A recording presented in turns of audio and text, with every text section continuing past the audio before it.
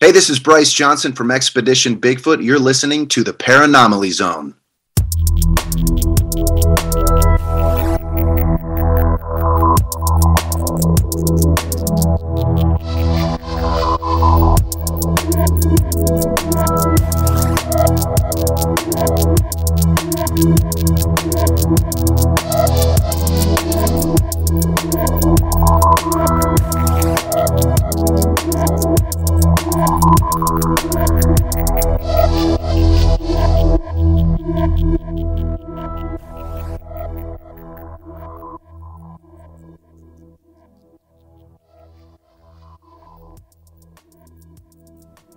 Hey there, ponderers of the paranormal. It is time for the last call. Mike, you and I, we've got an interesting one tonight. It's going to be interesting if we come to yay or nay. As our listeners know, there's no time for no shades of gray when it comes to the last call.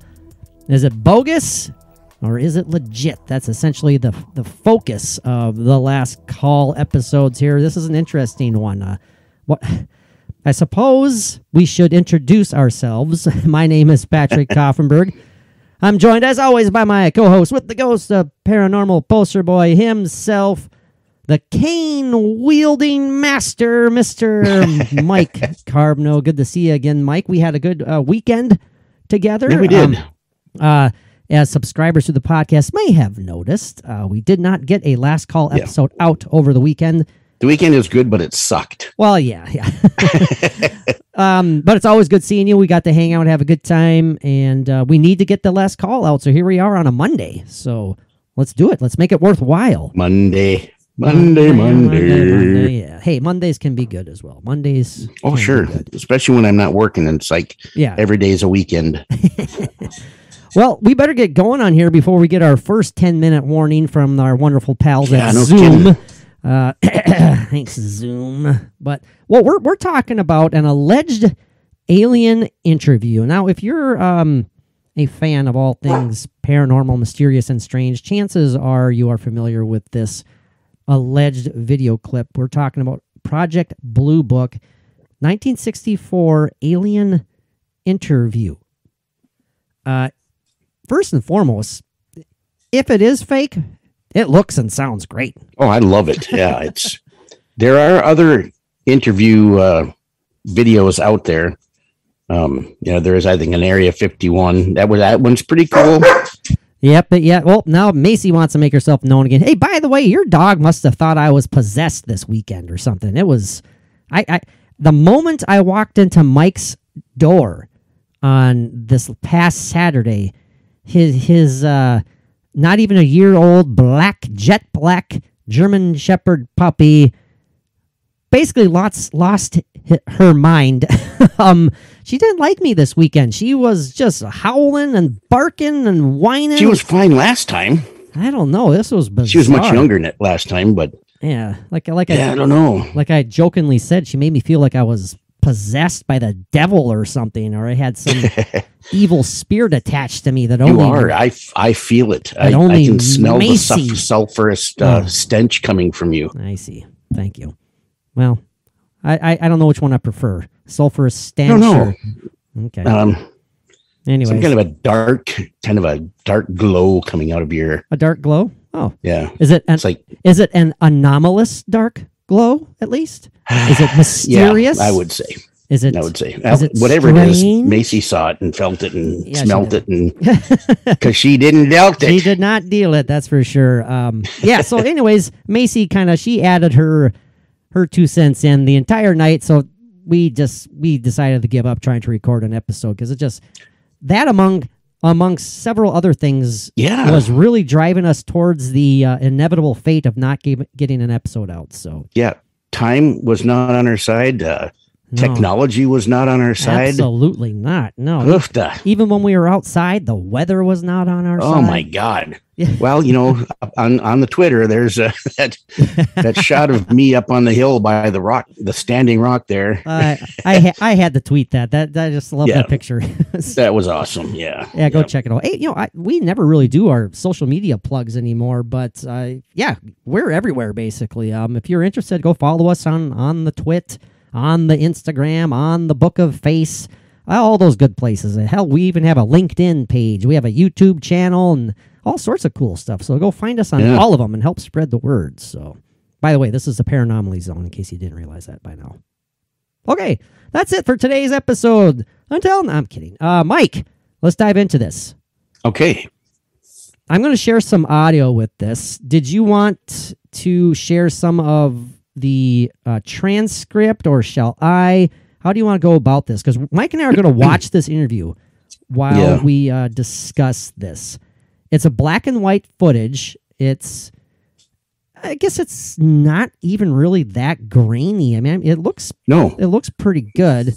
Yeah, you can definitely see like the whole shape of the being, the entity that is here. Classic gray. It moves around pretty fluidly. It does. Its eyes blink, I think, at times.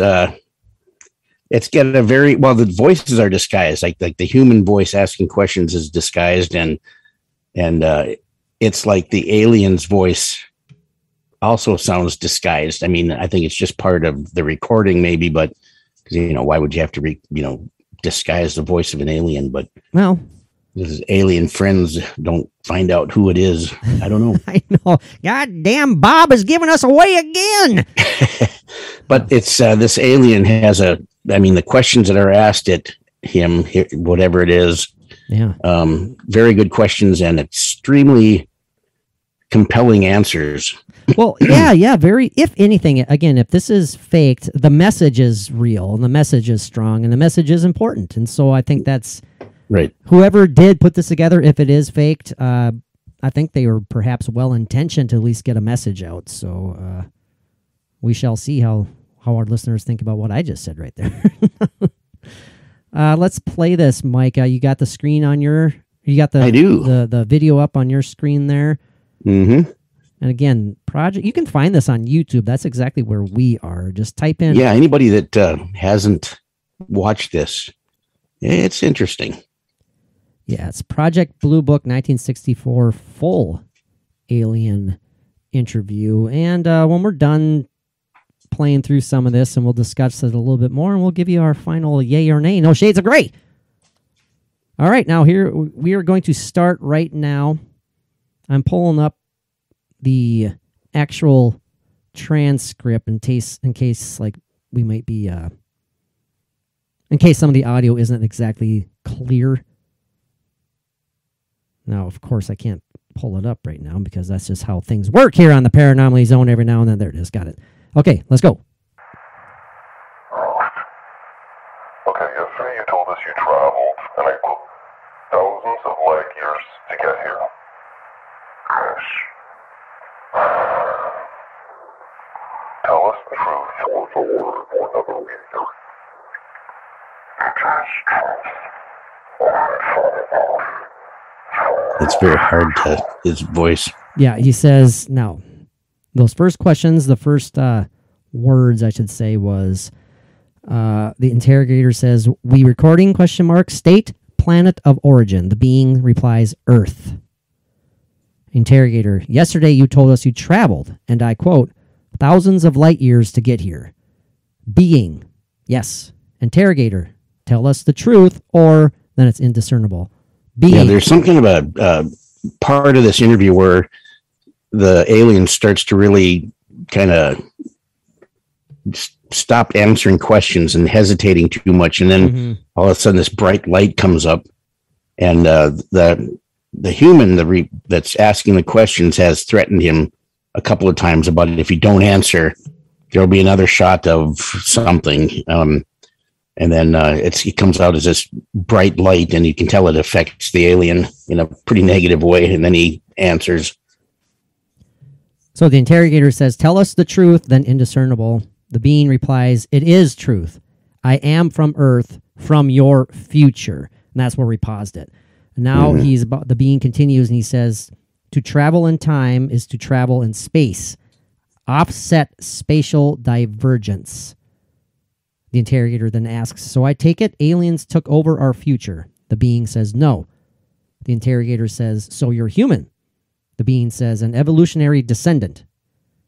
The interrogator says, so you evolved from us You evolved from us? The being says yes, so I'll play that part. So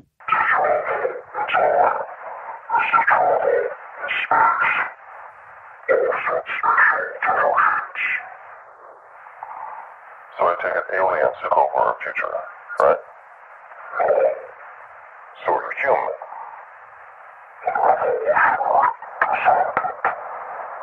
Okay, so you evolved from us. So what are you doing here now? Okay, and then he was just asked, so what are you doing here now? And the being replies, observing. Interesting. Yeah, because their evidence was destroyed. Yes. So he came back to observe, and the evidence destroyed by nuclear war, he said at this point. Right. Small numbers survived our ancestors. Interrogator says, how about we concentrate on your time? The being says, you're not capable of comprehending or accepting. I'll play that part. How?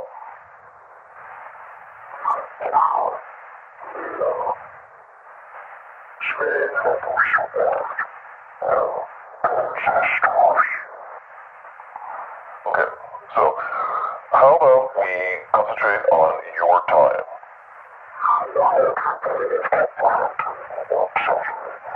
So what do you think so far, Mike, of the supposed vocalizations of this being?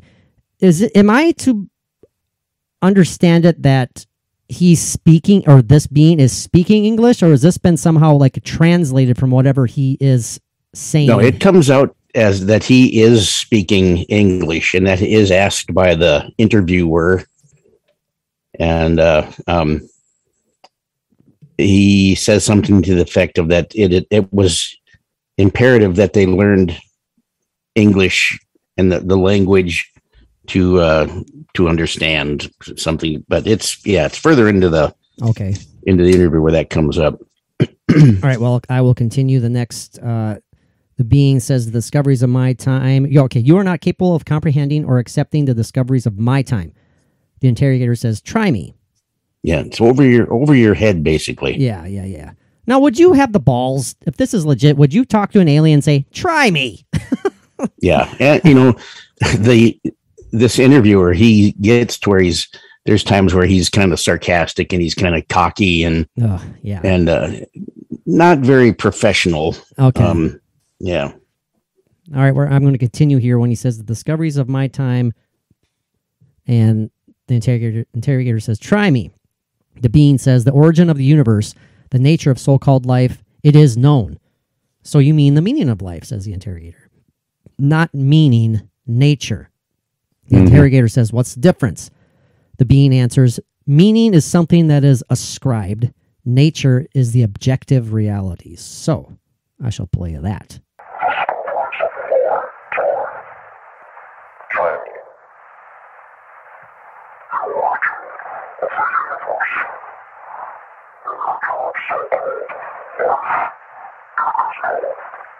Wait, so you know the meaning of life?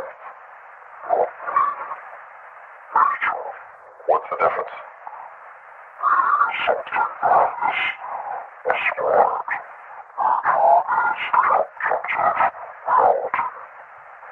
So the interrogator then says, so you know how the universe is created? The being says, yes. So you've seen God? The being answers, we evolved past a need for superstition, the need for God and other myths. The interrogator says, illuminate us. The interrogator also says, what happens when we die? The being answers, death is a human construct. It does not exist. You will experience and have experienced every instance of so-called life. You, me, him. We are instances of the same life, separated by what you call death. We should break that down a little bit. That's pretty interesting. If we can break it down. I want to play the audio first, and then let's talk about it. Yeah. So you know how the universe is created. So you've seen God.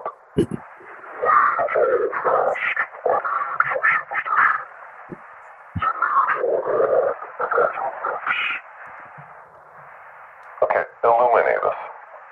What happens when we die?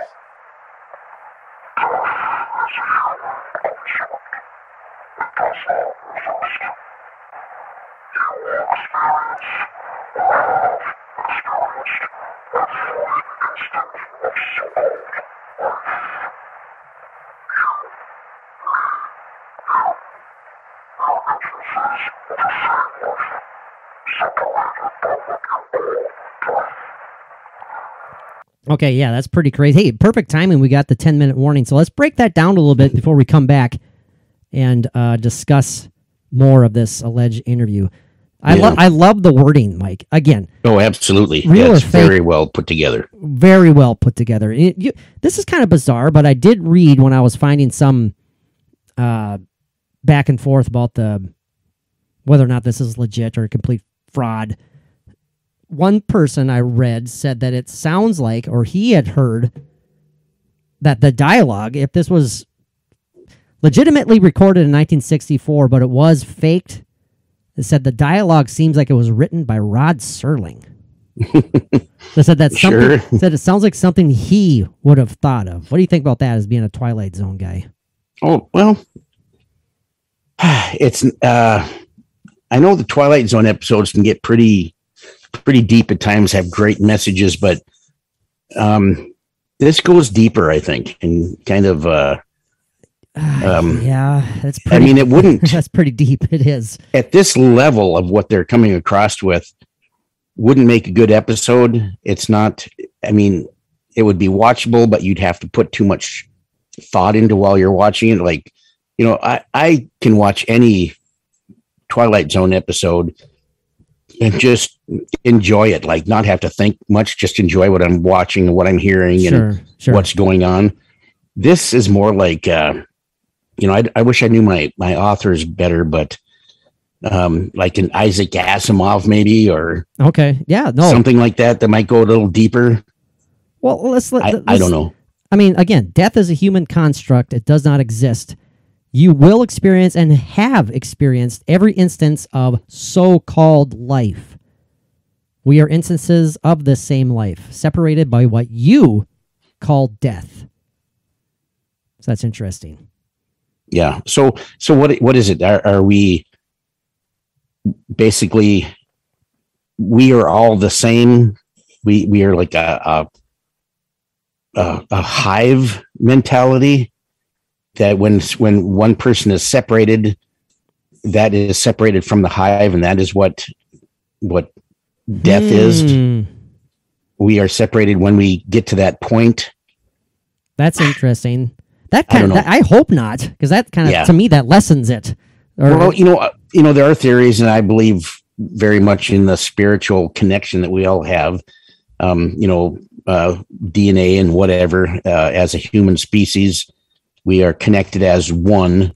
Right. Now, if you want to take that as spiritually connected, or, you know, less of a spiritual thought, would be the hive mentality. But, you know, like what he's saying is there is no God. That's a superstition and a myth. Well, I'm kind of, what I am looking at it now in my brain, the wheels are turning, the little hamster wheels are turning in my brain, is that death is, as we've always said, Mike, death is just a part of what we call life. They're all just different stages and stuff. And we're the only way that we're separated is by what we have created, this human construct called death. We're like separating ourselves, but we're not. We're just like kind of moving forward in a different form of existence. Yeah. Yeah, that makes sense too. And it said the interrogator. Oh, I could play this. We got a couple minutes. The interrogator says, there is no death, and we all experience each other's lives. The being says, in essence, yes. I want to play that real quick. Mm-hmm. Okay, so let me get this straight. There's no death, and we all experience each other's lives, right? So again, it's like we're one. We're one. The universe is one. We're all just kind of parts of one larger omnipotent energy, you know? I like the message. I do like the message. Oh, absolutely. Or is the message kind of freaky too?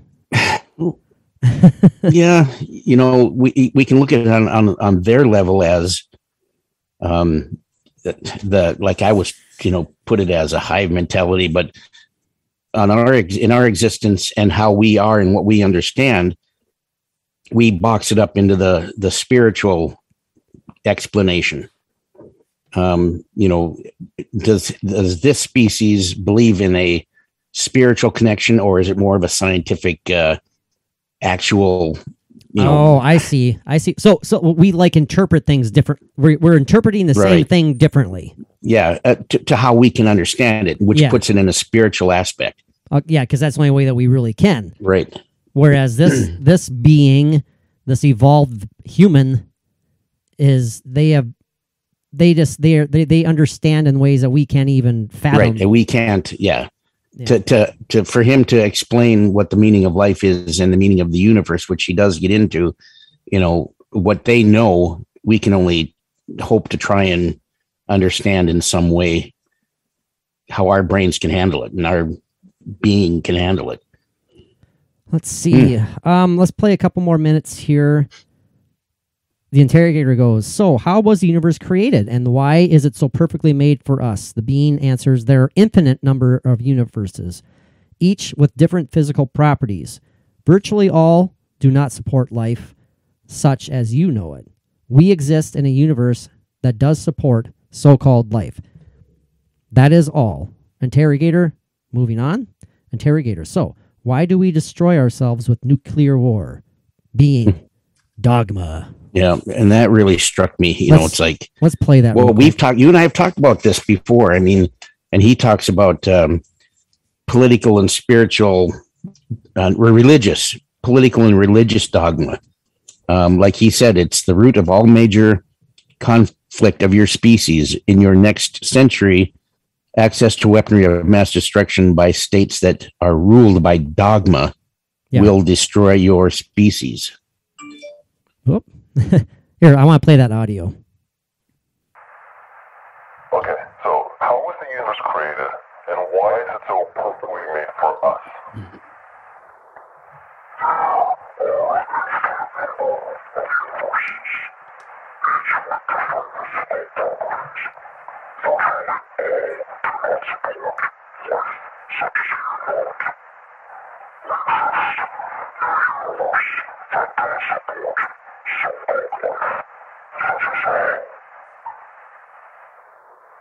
Moving on. Okay, so why do we destroy ourselves with nuclear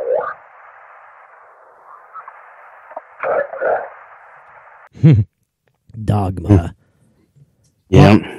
All right, Mike, let's do that very brief time traveling excursion. Again, our new time traveling excursion sounds a lot like that's kind of funny. It sounds like a nuke alert, actually. Yeah. So, hold on, boys and girls. Don't go anywhere. We're going to come back and wrap it up in this fascinating discussion for sure. Okay, Mike, mute your mic, buddy. I'm going to blow your eardrums out with a nuke alert, and we shall be right back.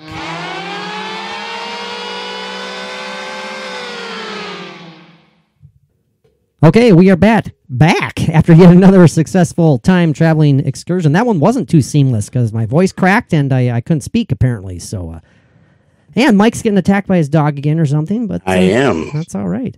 Well, let's wrap up the audio here. The final segment, after the being says dogma in answer to why we destroy ourselves with nuclear war, the interrogator says, can you be more specific? The being, political and religious dogma. It is the root of all major conflict of your species.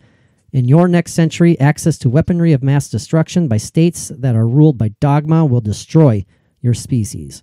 Interrogator, one last thing. What about morality? What do you base your morality on? Being, compassion, and evidence. So I shall play that audio. Can you be more specific, please?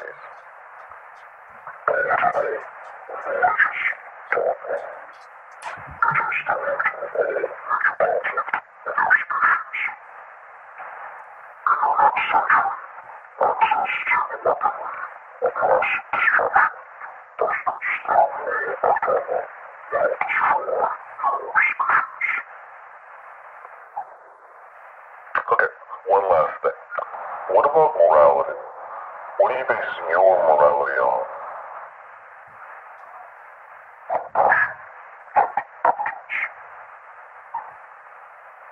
Compassion and evidence. So And that's pretty interesting. I mean, Those two words It's pretty intense. that describe their morality, compassion, and evidence. Right. So, I guess if you want to survive, those two make sense, don't they? Those two words. Oh, sure. I mean, you have to care for one another. And I guess the way I'm interpreting science, so how this being uses science, he's obviously talking about the laws of nature and science. Yes, nature is the reality. Nature. That's So, that's what I was going to shoot. I forgot. I'm sorry. I forgot. I was going to read that. Here, Mike, ramble on a wee bit so I can find that. ramble on the rambling rose. Okay, here we go. I found it already. Okay. So before we give our final opinion, I do want to share an article here. I'll go through it very briefly. From someone who says that the Project Blue Book alien interview is a complete hoax. And they go about saying, no, it's a complete hoax, blah, blah, blah, blah, blah. And I read this, and I shared this with Mike, and I was like, well, I want to see, talk about evidence. I want to see the evidence that it's a hoax. Right. And this is from matrodox.com. And the writer of this article, I'm going to just get to the bare essentials here. He says that this is all fabricated by a digital effects artist named Aristomenes Sirbas. I apologize if I'm butchering that pronunciation. And Sirbas worked on several Star Trek productions. And he says right here in the article that he created this video on the side just for fun. It says UFO debunker Isaac Coy wrote up an entire article on how Sirbas went about making this clip, which you can read here, which we did. Well, we didn't with you guys, but Mike and I did before we started recording. It says that Sirbas is also famous for another, or infamous maybe, for another faked UFO supposed found footage type thing, not found footage, fake UFO footage called UFO over Santa Clarita. I'll spare you the details, but apparently that one went pretty viral, but it was proven and debunked as false, and apparently this guy Sirbas made that one as well. And that's basically it. That's basically the argument as to that's why. all we found of the possibility of it being. Yeah. I mean, I highly encourage everyone to do a deep dive into this and right. decide for yourself. But, granted, Mike and I guess we didn't spend a whole hell of a lot of time looking into this Sirbas guy. But as far as the argument for this being a complete hoax, according to the article, is simply that this guy says, well, Aristomenes did this, and he's a digital effects artist for Star Trek. So there's your proof. That's kind of it. That wouldn't hold up. That wouldn't hold up in a court of law. Right. And the thing is, too, is that, things that we have as evidence or possible evidence in videos or whatever, or photographs, maybe if they do ring true and have some truth to them, there's entities or organizations out there that are probably put together just to put out a false debunking to something that might be actually real. Very true. That's a very and real even, even just throwing that one thing in that you read from that guy that said that he made this or whatever. Yep. All they need to do is throw that one thing in, and that throws the whole thing off. Absolutely, it does. That's a great point. So that's all it takes. You really got to do your research just as much as what is said as debunking it, and who is supposed to have made it, just as much as you're digging into the research of the actual event. Yeah. I mean, it all goes together. I mean, but we'll still never know. No, I got you, Mike. I got you. You can't, to me, that almost, we use the term pseudo-skeptic quite a bit. That to me reeked of pseudo-skepticism. Sure. Because they didn't even bother really even considering any other notion other than this guy made it. That's all, and that's all it takes. It's like, okay, this guy made it. He's a digital effects artist, so it's fake. That's it. Yeah. Well, go. That's all some people need. I mean, we could be just as obnoxious, Mike, as being open-minded people. We could say, "Well, prove it to me. Prove it. Come on, Yeah, prove it. right. You keep asking for, undeniable proof that this stuff is real. Well, it goes both ways, bubs, doesn't it? Mm-hmm. Okay. Well, Mike, okay, it's time for, you know what it's time for, my friend. I forgot to pull up the yay or nay sound bites. That's too bad. So it's time for yay or... That was a pretty good horse right there by me. It wasn't too bad. Mike's laughing in the inside right now. It had a hint of I don't know what it was. Patrick-sisms in it. It did. Yeah, a very short. It was a pony. How's that sound? Sure. A tiny little horse. It's a wee bit of a Shetland. Yeah, sitting on that stool over there on the other side of the internet, losing his hair, and I'm kidding, but I'm not. So, all right, Mike, it's time for yay or nay, man. That's the point of the last call. Flying through this stuff, getting to the point. What say you, man? There's no straddling the fence. There's no straddling the fence. We have to choose one. It's BS or it's legit. I do have at times caveats that I put in with it that seem to be somewhat acceptable. That's totally fine. Yeah, if you have more, throw them in there for sure. So so I am going to say that I have a yay and a nay. Oh gosh, you're bending the rules already. The one is the caveat. Well, okay, lay it on us. What do you got? Okay, so I will say that, and I did read this as I was coming to my conclusion of how I felt. There is a part that I did see this that was written that the footage, the puppetry that is done with this alien species on the video, the no strings, but it's probably got Jim Henson's hand up its butt, right? Or something to that effect. I say completely yay to the message that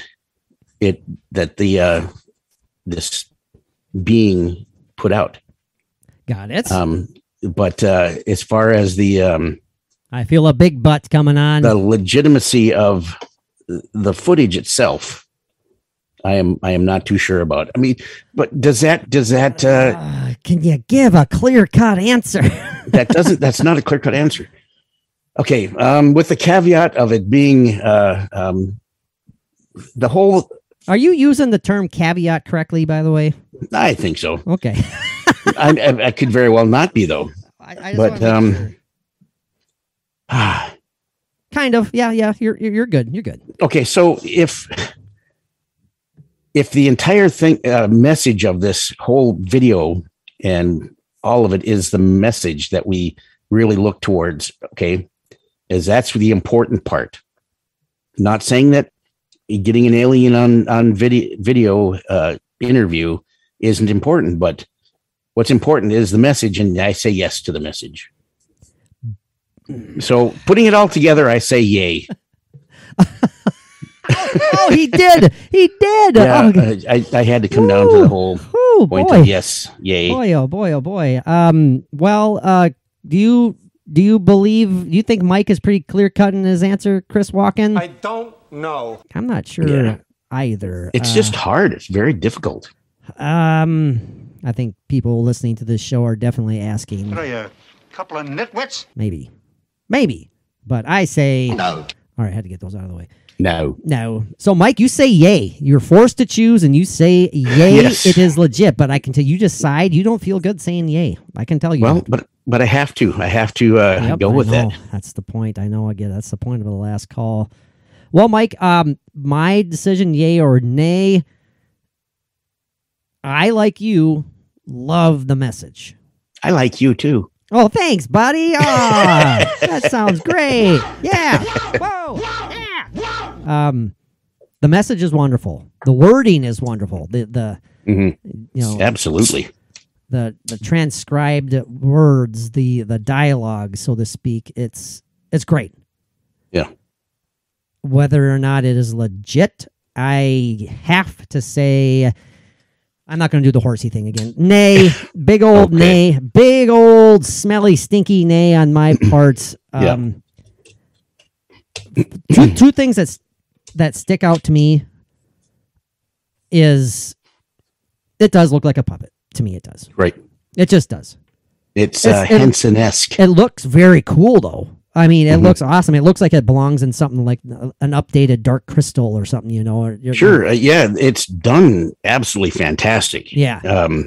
And, you know, it's spooky. It's creepy if you really get into the mood. You know, it's definitely entertaining.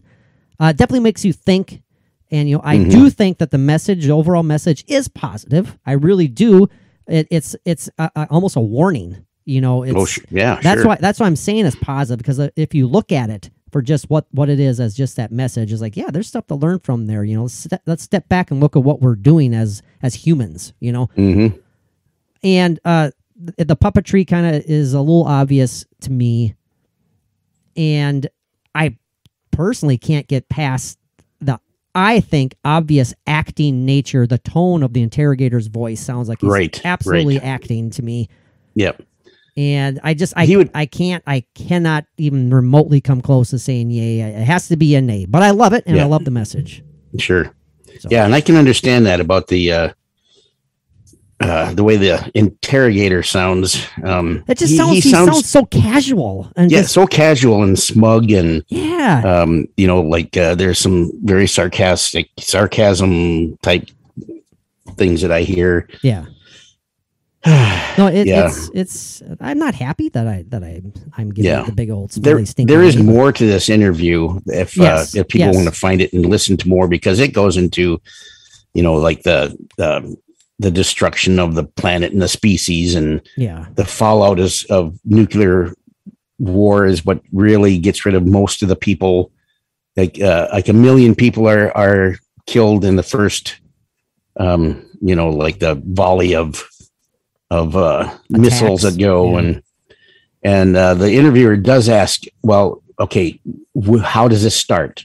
And that's where I believe and who started it. And that's where I believe that the alien actually was not going to say, because he said it was not his place to say, you know, to change the future.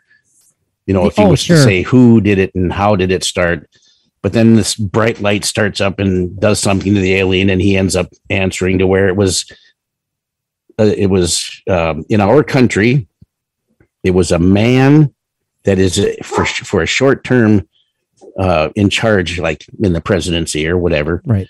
And so the guy was like, the interviewer was like, well, let me know who it is, so like we can kill him. Oh yeah. You know, and the alien just. He said he could not do it because the name was destroyed in the records, so it could not be told who this was. Interesting. And the interviewer asked, well, is he alive now? And the alien says yes. See, again, stuff like that is absolutely fascinating, and it's and let's just say it's creative as hell. I mean, I think so. Another thought popped into my head too, Mike. If this was legit, do you think that there's any way in God's green and blue black universe that this would end up on YouTube, for God's sakes? I mean, this would be under such lock and key. Yeah, it would never be it would never find its way to the light of day at all. Sure. That's a very good point. And so that just adds a little bit.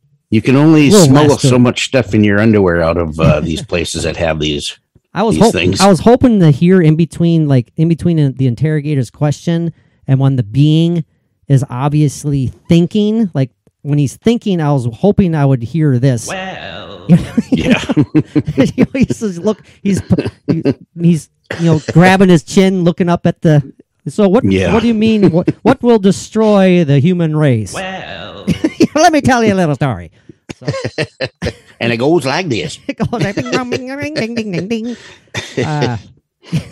So yay for Mike, just because I know it's painful for him to say nay, but you have given nays before, so I want to make that very very clear.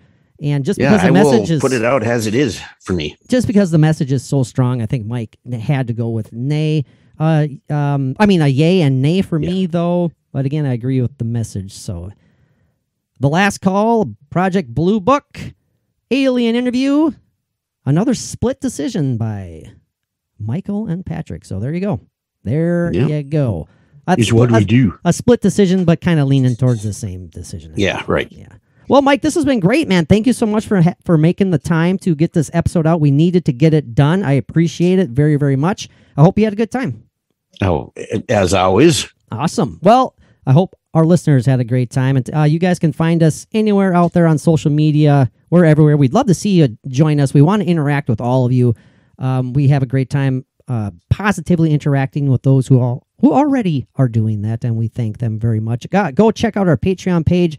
If you enjoy this podcast, you will love the Patreon content. It's all exclusive stuff you cannot find anywhere else except our Patreon page. You can join up for as little as $1 a month. No obligations. If you don't like it, you can split. So yes, and great stuff to come. Awesome stuff to come. Mike, hold on, because we need to do something afterwards. That's right. But until then, what do our awesome paranormal pals need to do?